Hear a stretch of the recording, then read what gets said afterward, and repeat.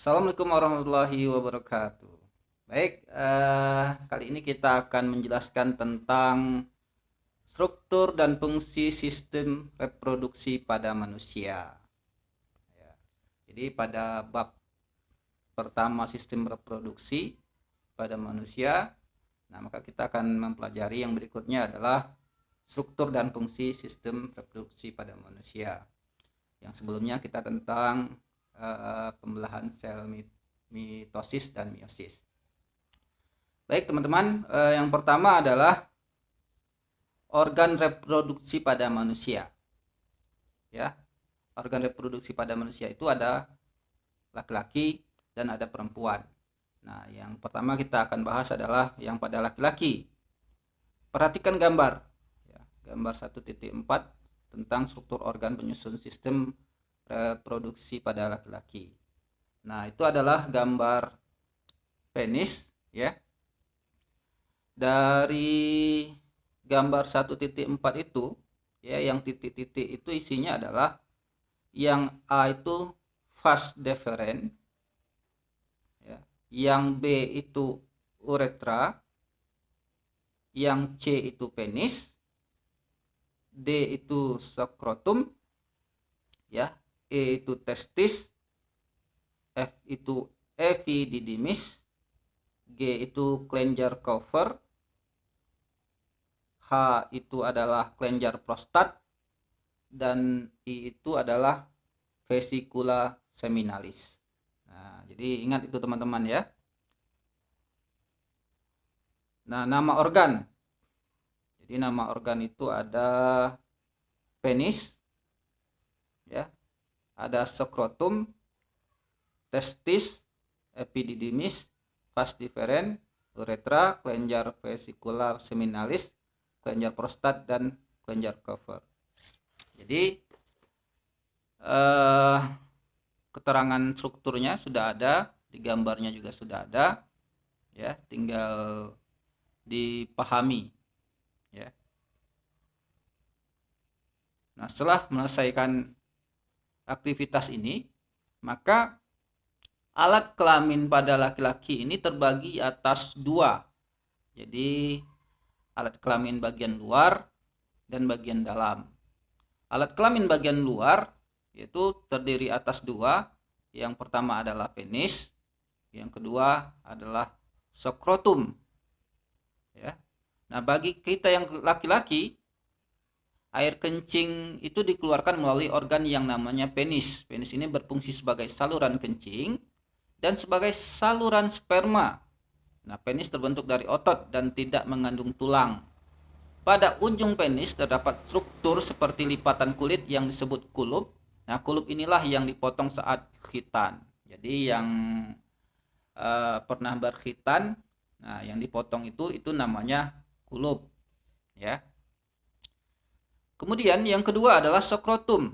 Pada bagian di dekat penis terdapat kantung yang terlihat seperti lipatan-lipatan kulit, namanya skrotum. Pada skrotum tersebut terdapat dua buah atau sepasang testis atau buah zakar yang berbentuk bulat, telur. Skrotum juga berfungsi menjaga suhu testis agar sesuai untuk produksi sperma.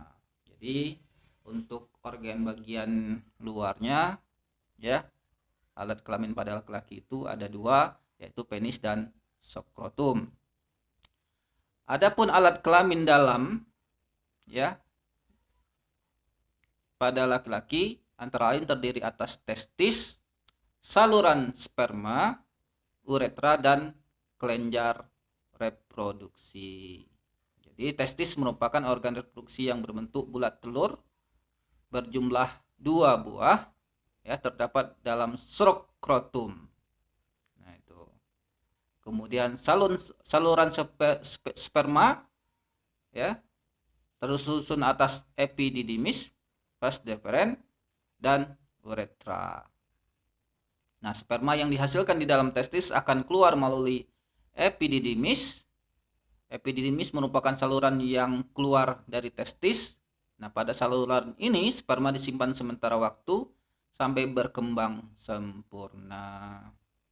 Kemudian kelenjar reproduksi.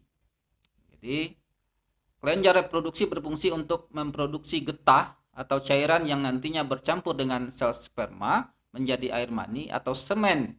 Nah, kelenjar reproduksi pada laki-laki terdiri atas berikut ini. Pertama adalah vesicula seminalis, ya. Kemudian kelenjar prostat. Nah, pada laki-laki tertentu yang berumur sekitar 50 tahun, kelenjar prostat dapat mengalami pembesaran dari ukuran sebesar buah kemiri menjadi seukuran buah jeruk, ya, atau yang dikenal BPH, merupakan kelainan yang menyebabkan saluran uretra menjadi kecil dan sulit untuk mengeluarkan urin. BPH berbeda dengan kanker prostat. Pada umumnya, kanker prostat berkembang di bagian luar dari kelenjar prostat, sedangkan pada BPH yang berkembang adalah bagian dalam kelenjar prostat. Jadi mungkin kalian ada punya orang tua atau kakek, nenek atau tetangga, ya, yang sudah tua. Itu biasanya laki-laki itu sering terjadi keluhan atau mengalami penyakit prostat, ya. Jadi ini. Kemudian adalah kelenjar cover, ya, menghasilkan lendir yang cairan yang bersifat basah dan berfungsi melindungi sperma dengan cara menetralkan urin yang memiliki pH asam yang tersisa dalam uretra serta melapisi uretra sehingga mengurangi sperma yang rusak selama ejakulasi. Kedua, ada namanya spermatogenesis. Nah, spermatogenesis ini adalah tanda, ya, kalau laki-laki itu sudah matang, ya, artinya sudah siap untuk menjadi seorang ayah. Telah matang, ya, keluarnya air mani dari penis. Biasanya air mani tersebut keluar pada saat laki-laki mengalami mimpi basah. Mimpi basah ini umumnya berusia atau berumur 10 sampai 14 tahun. Nah, apakah air mani itu?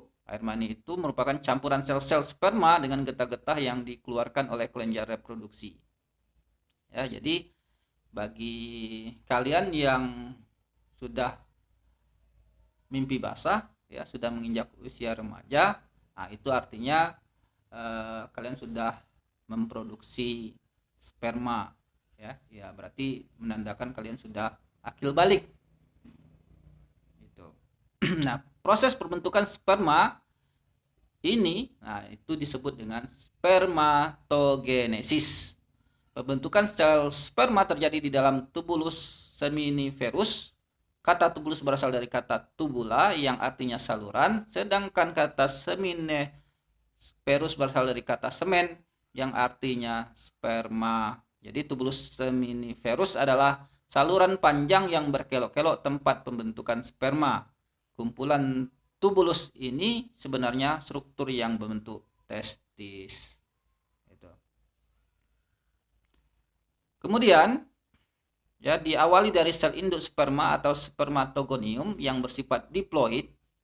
Nah, jadi ini pembelahannya secara mitosis, ya. Selanjutnya sel spermatogonium mengalami pembelahan secara mitosis dan meiosis, ya, serta mengalami diferensiasi.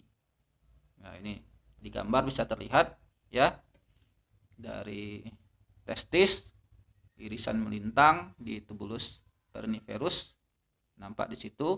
Dari spermatogonium dia menjadi spermatosit primer, kemudian menjadi spermatosit sekunder, ya, terus menjadi spermatid dan menjadi spermatozoa. Nah, ini. Kemudian organ reproduksi pada perempuan. Kalau ada pada laki-laki maka perempuan juga ada, ya. Nah, bisa dilihat di gambar di sini, itu gambar organ reproduksi pada perempuan, ya. Pada yang kosong itu, yang titik-titik di tabel bisa dilihat, ya.